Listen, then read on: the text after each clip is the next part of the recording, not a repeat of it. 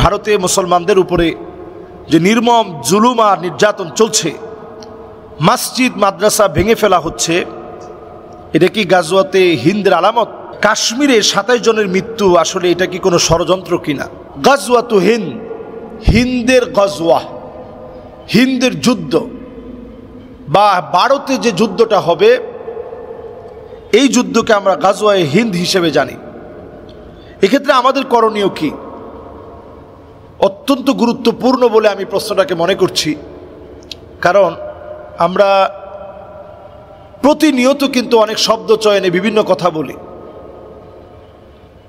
অমুসলিমদের কালচার আমাদের মধ্যে ঢুকে পড়েছে, শিবরান শিবরা, বিগত আমরা অমুসলিমদেরকে অনুসরণ করি। অথচ আপনি একটু বিবেক দিয়ে চিন্তা করেন, তারা আমাদের বোনদের হিজাব টেনে খুলে ফেলছে, আমাদের মসজিদগুলায় তারা তালা মেরে দিচ্ছে। নামাজের এরকম দৃশ্য দেখেছি যে নামাজরত অবস্থায় লাথি মারছে আমাদের পার্শ্ববর্তী দেশে, এবং দেখা যাচ্ছে সেখানে জুমার নামাজ পড়ে বের হচ্ছে, কাতার দড়িয়ে মুসলমানদেরকে পেটানো হচ্ছে। আমাদের 500-600 বছরের ঐতিহ্যবাহী মসজিদ তারা তাদের মন্দির বলে দখল করে তারা চালিয়ে দিচ্ছে, রাম মন্দির বানাচ্ছে, জ্ঞানবাবী মসজিদ তারা দখল করে নিয়েছে। তারা দেখবেন মুসলমানদেরকে গাছের সাথে বেঁধে নির্মমভাবে নির্যাতন করছে আর বলছে বল জয় শ্রীরাম জয় শ্রীরাম। এগুলো সাধারণ বিষয় না। আল্লাহর জমিনে যখন আল্লাহর গোলাম মার খায়, এটা আল্লাহ সহজভাবে নেন না, এটা এত কঠিন। কাবার যেমন আল্লাহর কাছে দাম আছে, আমার কাছে ইজ্জত সম্মান আছে, এর চাইতে মুসলমানের 1 ফোঁটা রক্তের দাম আল্লাহর কাছে কোনো অংশে কম না। কাবার দামের চাইতে মুসলমানের রক্তের ফোঁটার দাম বেশি। আবার বলছি, কাবার চাইতে মুসলমানের রক্তের দাম বেশি।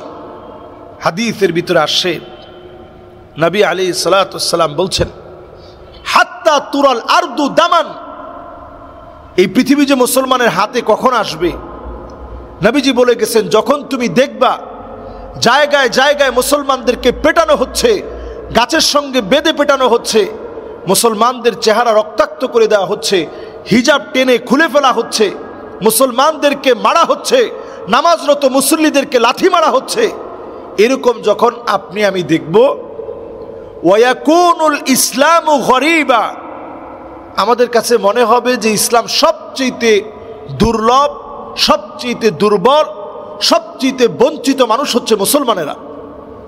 এটা যখন আমরা মনে করব, ঠিক তখনই আল্লাহ রাব্বুল আলামিন আমাদেরকে, যদি আমরা ইমানের পথে থাকি, ইমানের উপরে অটল থাকি, আমাদেরকে দিয়েই আল্লাহ তাআলা একটা অবিসম্ভাবী বিজয় দিবেন। নাসরুম মিনাল্লাহি ওয়া ফাতহুন করিব, অবশ্যই আল্লাহর তরফ থেকে একটা বিজয় আসবে। এই বিজয়টা তখন আসবে যখন আমরা সত্যিকারে আল্লাহর গোলাম হব।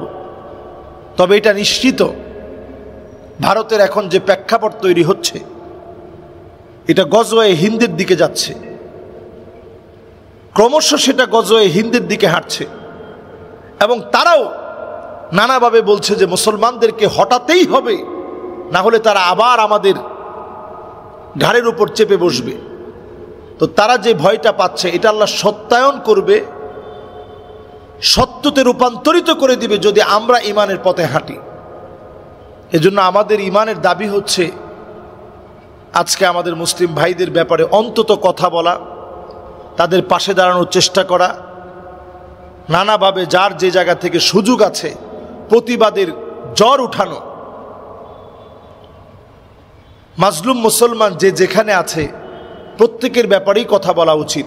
তবে গজওয়ে হিন্দ এটা ঘটানোর জন্য ভারত এখন উঠে পড়ে লেগেছে, মুসলমানদের মধ্যে একটা দাঙ্গা লাগিয়ে দিবে, কিন্তু তারা জানে না রক্ত টাকনু পর্যন্ত পৌঁছে যাবে, মুসলমান এমন পরিমাণ নিধন হবে, মার খাবে, এরপরে আল্লাহ তাআলা ঠিকই মুসলমানদেরকে বিজয় দান করবেন। সুবহানাল্লাহ বিহামদি। সুতরাং আজকের তাদের যে আইনটা আলহামদুলিল্লাহ সংশোধিত হওয়ার কথা বলে এখন তাদের কোর্ট থেকে এটা স্থগিত করা হয়েছে। ওয়াকফ সম্পর্কিত আইন এখন স্থগিত করা হয়েছে, অনতিবিলম্বে এটা যেন সংশোধিত করা হয়। এটি সংশোধন চাই, এটি সম্পূর্ণরূপে মুসলমানের পক্ষে চাই। যদি না হয় তাহলে যে সংঘাত লেগেছে, এই সংঘাত দিন দিন আরো বাড়বে। এই সংঘাত মারাত্মক রক্তক্ষয়ী যুদ্ধের দিকে নিয়ে যাবে। আল্লাহ তাআলা আমাদেরকে মাফ করুক, আমাদেরকে আল্লাহ রাব্বুল আলামিন তাদের কুনজর থেকে হেফাজত করুক এবং আমাদেরকে আল্লাহ তাআলা ঈমানি শক্তিতে বলিয়ান হওয়ার তৌফিক দান করুক। কাশ্মীরে 27 জনের মৃত্যু, আসলে এটা কি কোনো ষড়যন্ত্র কিনা? এটাকে ষড়যন্ত্র কিনা একেবারে সন্দেহের বাইরে রাখার কোনো সুযোগ নেই। কারণ কাশ্মীরটা এমন একটা মাজলুম ভূখণ্ড, আপনি একটু তাকিয়ে দেখবেন, যেই জায়গায় মুসলমানের বড় বড় সম্পদ আছে, এই জায়গাগুলোই সবচেয়ে বেশি অমুসলিমদের চোখে পড়েছে। আপনি তাকিয়ে দেখেন, উজবেকিস্তান, তুর্কমেনিস্তান, কিরগিজস্তান, এই সব জায়গাগুলো খনিজ সম্পদ দিয়ে ভরা। এমনকি চীন যে জায়গাটা দখল করে রেখেছে, তুর্কিস্তান নামক উইগুরের যে মুসলমান, যাদের কথা এখন কোনো মিডিয়াতে নাই, যাদেরকে হয়তো অনেক মুসলিমরা আমরা চিনিও না, যাদের কান্না আমাদের কানে পৌঁছায় না, আমরা অনেকে চীনে যাই, কিডনি প্রতিস্থাপন করি। এই কিডনি যারা প্রতিস্থাপন করার জন্য চীনে যাই, আমরা অনেকে হয়তো জানিও না যে কিডনি প্রতিস্থাপন করার জন্য যারা আমরা চীনে যাচ্ছি, এটা আমার কোনো মুসলিম ভাইয়ের কিডনি।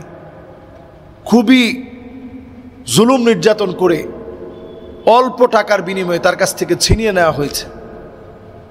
এভাবে নানা জুলুম নির্যাতন চীনে চলছে। কাশ্মীরে মুসলমানদের এমন একটা একেবারে এত নৈসর্গিক সৌন্দর্য আল্লাহ তাআলা দিয়ে রেখেছে, সবুজের ছায়া ঢাকা এমন সৌন্দর্য আল্লাহ তাআলা সেখানে দিয়ে রেখেছে। দিনের পর দিন তারা জুলুমের শিকার হচ্ছে। আমরা বাংলাদেশের লোকদেরও কাশ্মীরের চাদর খুব পছন্দ।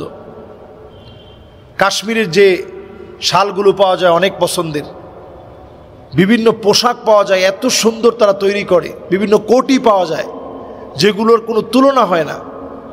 এই মানুষগুলাকে দিনের পর দিন খনিজ সম্পদ সমৃদ্ধ কাশ্মীরকে তারা দিনের পর দিন জুলুম করছে।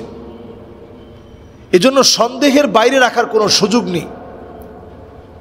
কোরআনুল কারীম আল্লাহ তাআলা এজন্য আমাদেরকে সতর্ক হতে বলছেন, ওয়াহযারহুম আইয়াফতিনুকা আন বা'দি মা আনজালাল্লাহু ইলাইক। সতর্ক থাকবা, তারা যেন কোনোভাবে কোনো ষড়যন্ত্র করে কোনো কিছু ঢুকায় দিতে না পারে। তাদের ষড়যন্ত্রের মধ্যে কি কি থাকবে সেটাও আল্লাহ তাআলা কোরআনুল কারীমের মধ্যে জানিয়ে দিয়েছেন। وَإِذْ يَمْكُرُ بِكَ الَّذِينَ كَفَرُوا لِيُثْبِتُوكَ أَوْ يَقْتُلُوكَ أَوْ يُخْرِجُوكَ। নবী, তারা আপনাকে আটকে ফেলবে, জেলখানায় বন্দি রাখা, এটা তাদের কূটকৌশল। তারা আপনাকে হত্যার ষড়যন্ত্র করবে, এটা 2 নাম্বার কূটকৌশল। 3 নাম্বার কূটকৌশল হচ্ছে তারা আপনার আপন গৃহ, আপন দেশ থেকে আপনাকে বের করে দিবে, এটা 3 নাম্বার কূটকৌশল।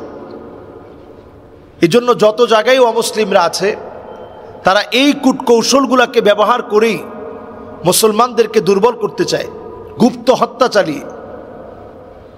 এই পৃথিবীতে যতগুলো ভয়ঙ্কর সংস্থা আছে, র আছে, মোসাদ আছে, এদের কাজই হচ্ছে নানাভাবে প্রেসক্রাইব করে মুসলমানদেরকে কিভাবে ধ্বংস করা যায় চক্রান্ত করা। এজন্য কোনোভাবে এটাকে 27 জন কাশ্মীরির হঠাৎ মৃত্যুকে ষড়যন্ত্র না বলে উড়িয়ে দেওয়ার কোনো সুযোগ নেই, এটাকে খতিয়ে দেখা দরকার। আল্লাহ তাআলা আমাদেরকে বোঝার তৌফিক দান করুক, সতর্ক হয়ে চলার তৌফিক দান করুক। আসসালামু আলাইকুম ওয়া রাহমাতুল্লাহি ওয়া বারাকাতুহু। আলোর পথে 24 24 ঘন্টা শুধু ইসলাম প্রচার।